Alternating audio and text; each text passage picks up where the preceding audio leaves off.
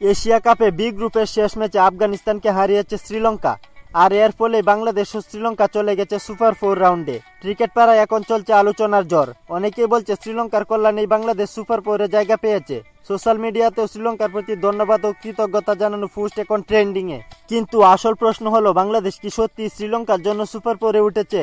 একেবারেই না। বাংলাদেশ যোগ্য দল হিসেবে সুপার 4-এ জায়গা করে নিয়েছে।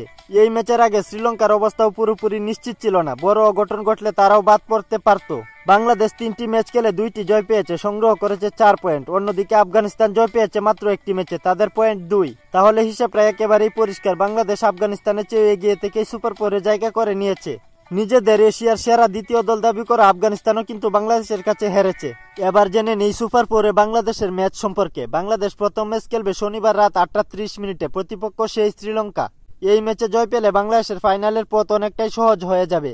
এরপর রয়েছে আরো 2টি ম্যাচ, 24 তারিখ ভারতের বিপক্ষে অথবা 25 তারিখ ফর্মহীন পাকিস্তানের বিপক্ষে। এই 2টি ম্যাচে যে কোনো একটি ম্যাচ জিতলেই বাংলাদেশ পৌঁছে যাবে ফাইনালে। তাহলে বলুন, বাংলাদেশ কি যোগ্য দল হিসেবে সুপার 4-এ জায়গা করে নিয়েছে? তারা কি ফাইনালে যেতে পারবে? আপনার মতামত কমেন্ট করে জানিয়ে দিন। খেলাধুলার গুরুত্বপূর্ণ আপডেট পেতে আমাদের চ্যানেলটি সাবস্ক্রাইব করে পাশেই থাকুন।